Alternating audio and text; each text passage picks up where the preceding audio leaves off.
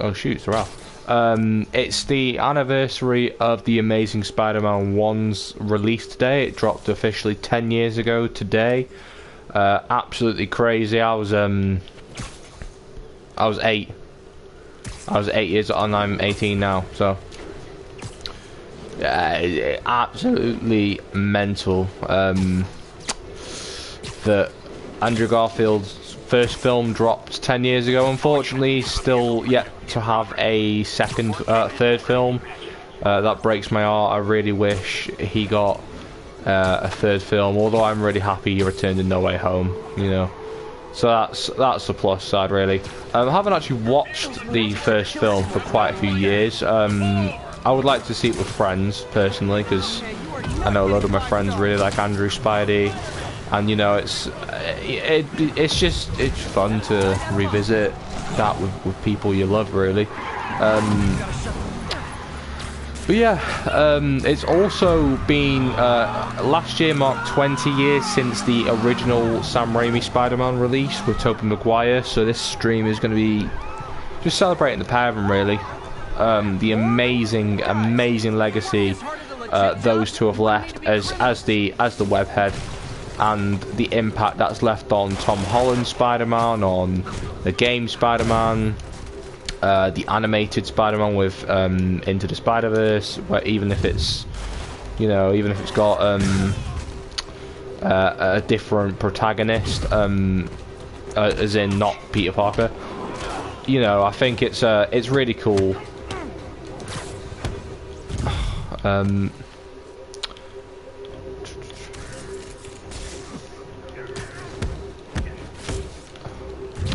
I forget I can't use the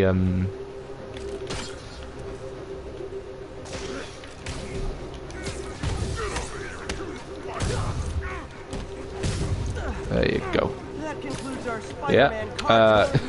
Yeah, I just want to talk about these films, really. They are cracking films. I actually rewatched the original Spider-Man 1 and 2 not last week, the week before, when they dropped on Disney Plus, and they are such immaculate films. I'm quite annoyed that the third Tobey Maguire film's not on Disney Plus yet. I was really enjoying rewatching those films again, especially after No Way Home.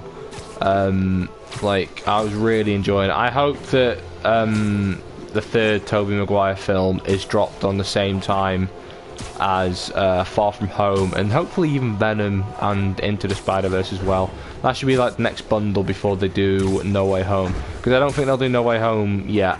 I think they'll do No Way Home after it's finished releasing, after the More Fun Stuff version comes out, because they can get everything in, and they'll probably do some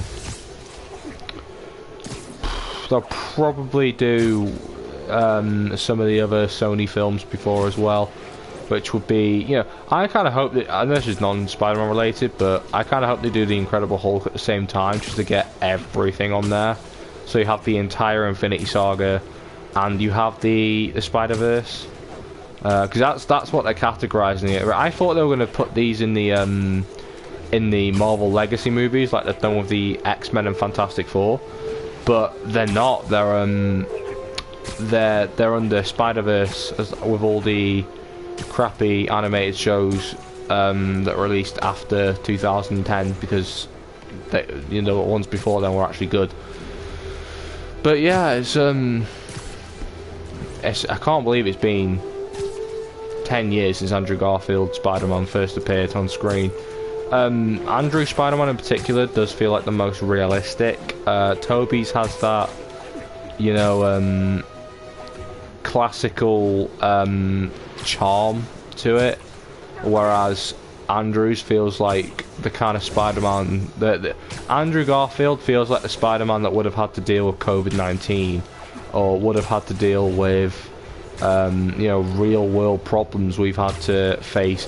Probably because he was a Spider-Man of the 2010s, so, you know, think 2010s were not pretty years for the world. You know, you had things going on, and I know the 2000s weren't great, but in that regard. But at the same time, the 2000s was still quite a developmental year, really. So things were still kind of taking feet. Whereas the 2010s feel like the most in depth with reality.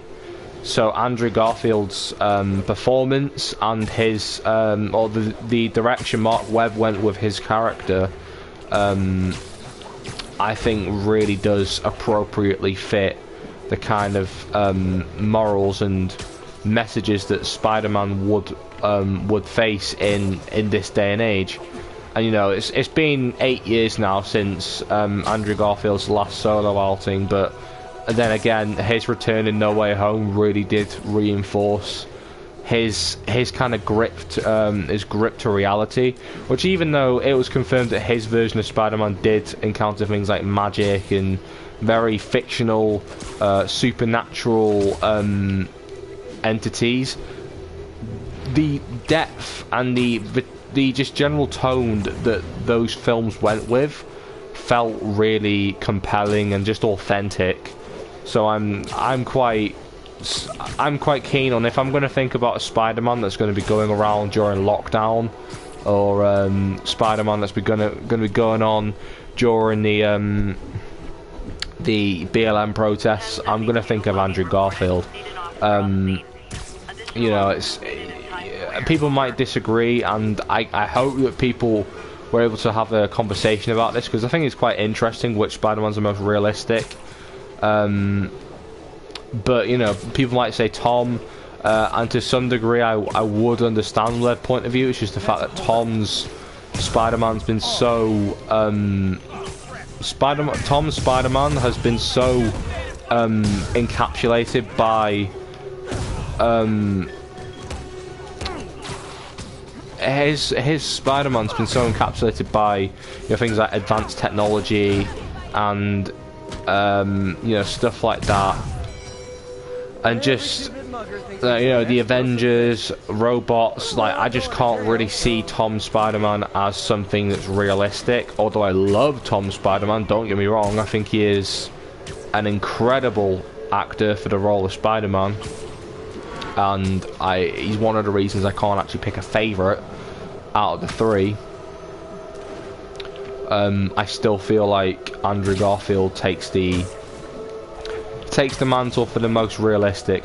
Also, I think for this game in particular, because technically I am still a gaming channel, it would be appropriate to talk about video games.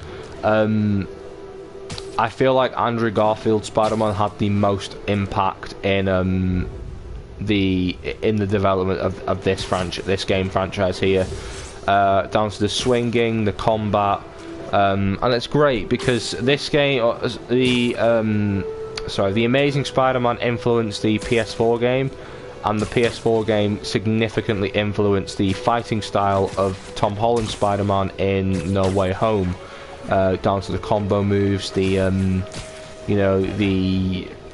tone of the story. It was brilliant, even down to the finer details like Aunt May's headstone, and the fact that Aunt May even died like she did in this game. I think this game, Tom Holland's Spider-Man owes a lot to this game, and this game owes a lot to Andrew Garfield's Spider-Man, which is just, it's really nice. It's really nice, how each kind of version continues to live on through its successors, which it's great. It's really nice, and honestly, I take so much pride in rewatching some of the swinging scenes from the Amazing Spider-Man 2. They are just absolutely stunning, especially the opening scene where he does that really cool slow motion flip. That is just exhilarating to watch. It has the soundtrack's amazing, the CGI is spectacular, and also the landscape of New York City in the Amazing Spider-Man films. It feels really personal to me watching them, because that feels like the New York City I went to in 2019, which is one of the greatest experiences of my life. I look at the amazing, and you know, there's a bit of a pun here because I'm talking about the Amazing Spider-Man, but in the Amazing Spider-Man 2, when he goes to Times Square and fights Electro for the first time, and has that beautiful slow motion shot of saving the mother and the middle-aged guy, and that gorgeous soundtrack, that feels like the Times Square that honestly solidified itself as the greatest place I've ever visited in my life. Times Square at night time. In fact, I'm even going to go there. I love it that much. You know, I just think it's an absolutely gorgeous place in this world, and I love it. I love New York with a burning passion. I want to recreate that scene, but oh, hang on a minute. It'll be down here, won't it? Oh, there you are. Oh my god, just look at the place. It's gorgeous. You have the Big Apple. Now I want to do this properly, but I can't because it's not got the right flipping suit. Although I guess it's appropriate for oh god, not these people over. It's appropriate for this stream because I'm talking about the anniversary of the Amazing Spider-Man 1, and obviously Toby's. I'll stick Toby's suit on in a bit. You know, I'm really just blown away by how good the Amazing Spider-Man films were. Again, I haven't seen the first one for 9 years. I have my reasons, to say the least, why I haven't seen it. I don't think it's a bad film at all. In fact, I think it's quite the opposite. I think it's a great film. I just can't really bring myself to watch it because of stuff. Oh god, you okay? But you know, I just think that the films and the direction that Mark Webb went with is very underappreciated. I will admit the storytelling isn't perfect. I think the second film, it falls a little bit on the short side and somewhat underdeveloped in some areas. For example, we didn't really get too much on Peter and Harry's relationship because Harry was literally not mentioned at all, to my knowledge, in the Amazing Spider-Man 1. So in that regard, it's a little bit annoying, but that's all. That's just a pacing issue, really. That's, you know, and the fact that, in my opinion, I think the film was a little on the short side. It was 2 hours. Don't get me wrong, 2 hours 16, I think it was, which should be fine. It should be fine for a movie. Like, that should be the average length for a film. However, because they had so much going on, they had the love story, which is arguably the main, the focal point of the film. I consider the Amazing Spider-Man 2 as more of a romance story than so much an action adventure. It's dealing with the love story, Electro's descent into madness, Harry's own arc. You know, there's so much going on with that second film. I understand why people might think the storyline was a bit of a mess.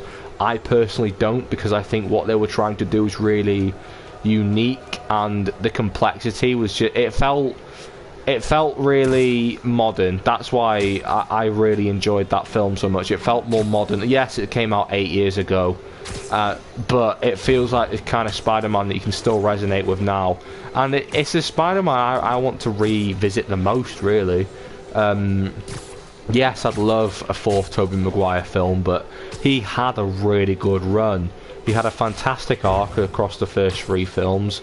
His storyline ended wonderfully. We got to catch up with him again in No Way Home. However, with Andrew Garfield, it still feels quite rushed. It feels quite incomplete still. We know a little bit of what he got up to. For example, he went down a really dark path, but there's still a load of unanswered questions. What happened with Felicia Hardy? What happened with the Sinister Six that were clearly being set up? You know, who was Dr. Octopus? Who was Vulture? And now, personally, I don't really want to know see other actors take on those roles, because, you know, Alfred Molina was perfect.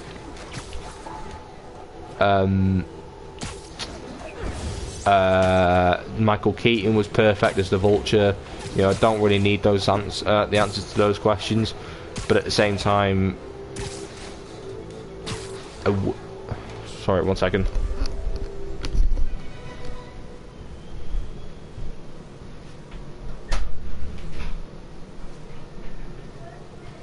Okay, when you go in bed? Alright, I'll give you a...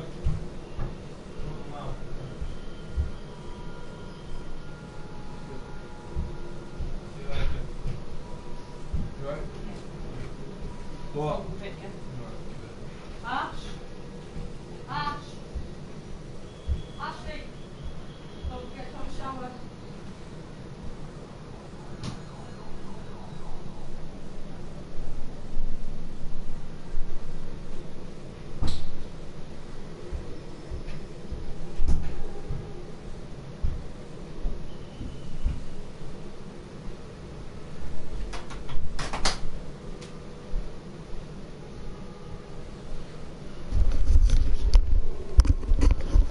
Yeah, sorry, I'm back. What else do I want to talk about? I did lose my train of thought there, I do apologise. I think I'm going to move on to Toby, just because, you know, yeah. Also, I have to admit, this is the much better suit out of the two main Toby suits. Yes, it's the black one, but we all knew the black one was only temporary. This is the one he wore for 2 and 3. The red one. It's just perfect, honestly. I love the one he had in the first film, but the spider kind of annoys me. I don't know why. It's just a really prongy and doesn't really say much about the suit. And the back spider just looks kind of daft on the first one. But this one, it looks perfect. I could not be any happier with the spider on this suit. And especially in the back as well. Yeah, I love Tobey Maguire's Spider-Man. It's just, honestly, it's incredible. It really is incredible. Toby, in my opinion, had the best origin story, or the best formation of an origin story. The fact that Sandman was the one that killed Uncle Ben, for me, is what solidifies that. Because it being just a random thug is just a bit, you know, it's like the whole Batman origin story. It's just, you know, it's just pointless thug. Yeah, it's Joe Chill in there, in the Batman comic, in the Batman world, but in Spider-Man half the time it's just an unnamed thug. So for the Tobey Maguire one to be an actual main villain of Spider-Man was fantastic. It was such a good twist. It was really well thought of, and I think they should, you know, take a page out. I think Marvel should take a page out of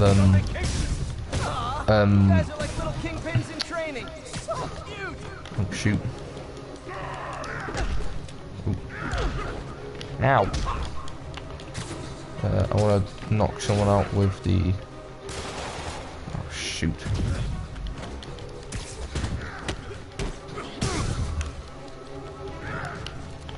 Also, I think Tobey Maguire has my favourite Spider-Man fight scenes. Besides the Tom Holland one against the Green Goblin, that one that one's perfect. But oof, that was a cracking kick. Yeah, Toby just feels like a straight up brawler.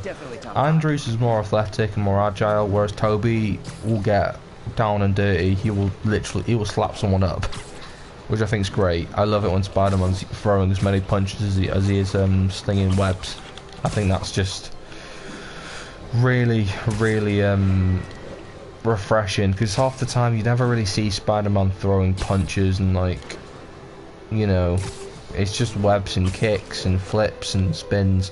So for him to proper slap someone up it just feels more real.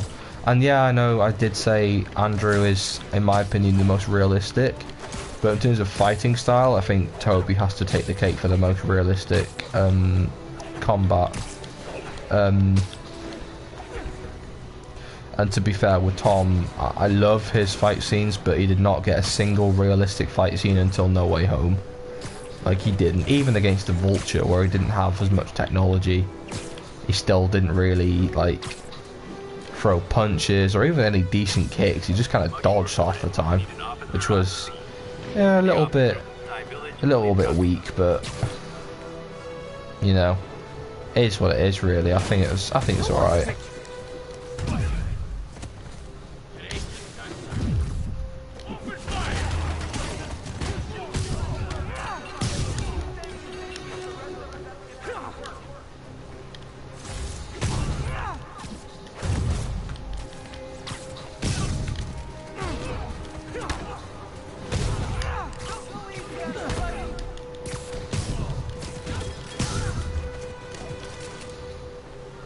Is that it? No, there isn't. There is.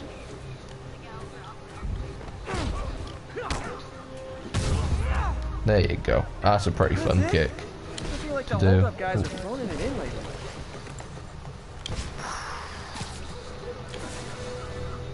Yeah, the third Tobey Maguire film, the nostalgia value, I think might be... I know it's corny, and I cringed so much the last time I watched it. Bear in mind I was 16 when I did, and I'm 18 now, so, like, you know, it's been a while, and I would cringe still, but there's just something about the third Tobey Maguire film which really excites me still, and that's 15 years old this year. That's worth celebrating in itself. Just Tobey Maguire's films, man, they've just been really, really good, and I think, you know, it was so good to get to just catch up with him again. Like I said, I don't think he needs a fourth film. I genuinely don't think he needs it. If anything, I think a fourth film would probably be a bit... I just think it would be a bit pointless. I'd still watch it, and I'd probably still love it. I'd probably eat my words. But I don't think we need a fourth Tobey Maguire film. I think we need a third Andrew film, just to kind of fill in the gaps and really give some final bit of closure, which hopefully, if the rumours about him signing on for future Marvel movies are true, then the Amazing Spider-Man 3 might be one of them, with hopefully Hans Zimmer scoring the film and Mark Webb directing the film. Yeah, I just love those films, and I love Tobey's films, and I love Tom's films. I love all three generations of Spider-Man. Tobey was my first, you know, basically my right out the womb Spider-Man films. Andrew was my growing up films, so the films I saw as I was growing up, that was released during my childhood. And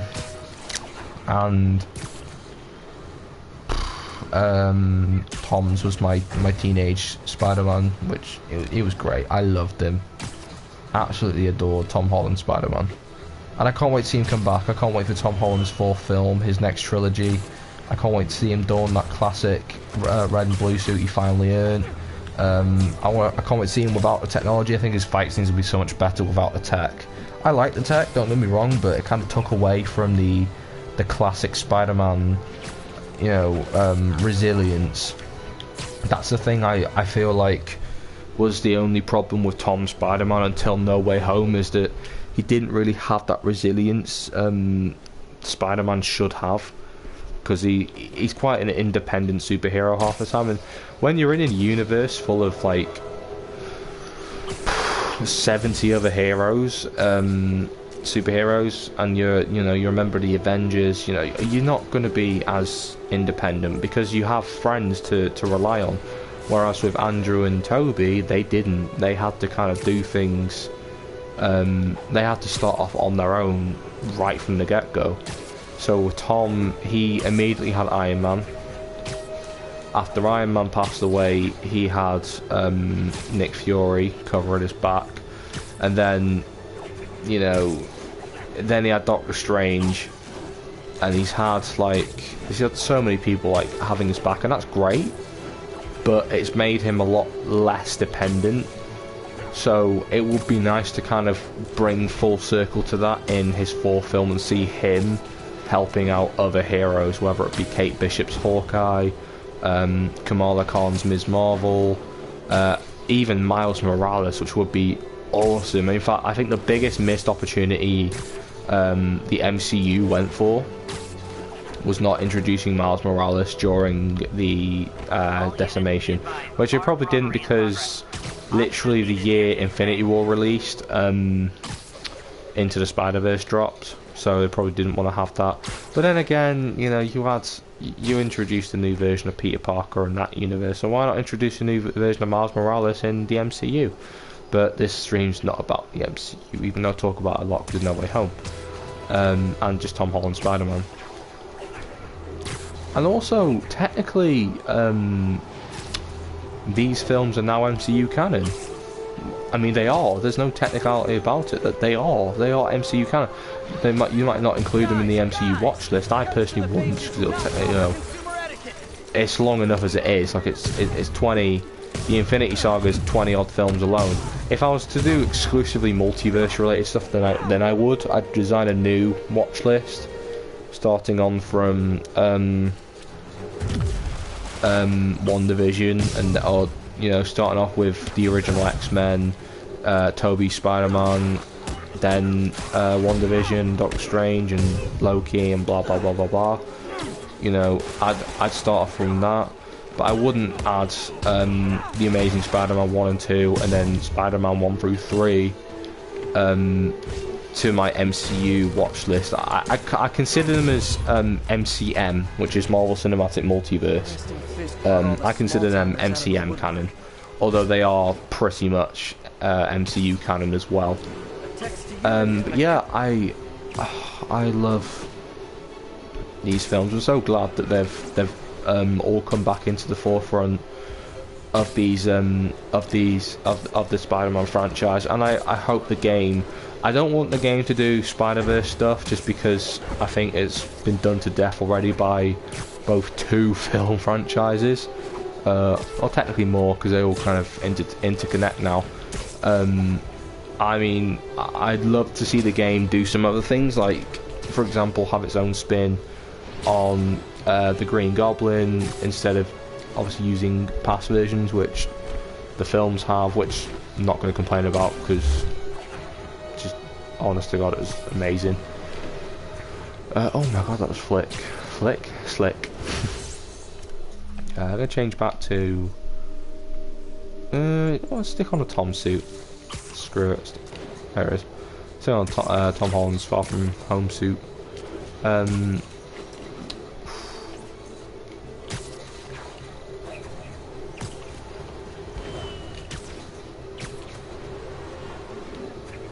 Oof.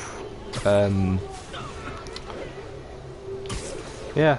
Oh, in 4 years' time, it'll be the 10-year anniversary of Tom Holland's first Spider-Man film. Although I wouldn't really count that, because it wasn't. I wouldn't include Civil War, because even though it was the first time Tom Holland's Spider-Man appeared, it wasn't the first time he got his own film. So 2027, so 5 years from now, it will be Tom Holland's 10-year anniversary debut in his own film, which I think would be quite a cool way of looking at it.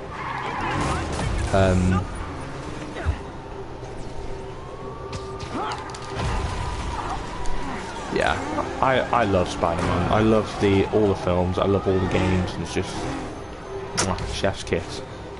But yeah. Anyway, that's going to be it for this. Oh God, that's going to be it for this stream.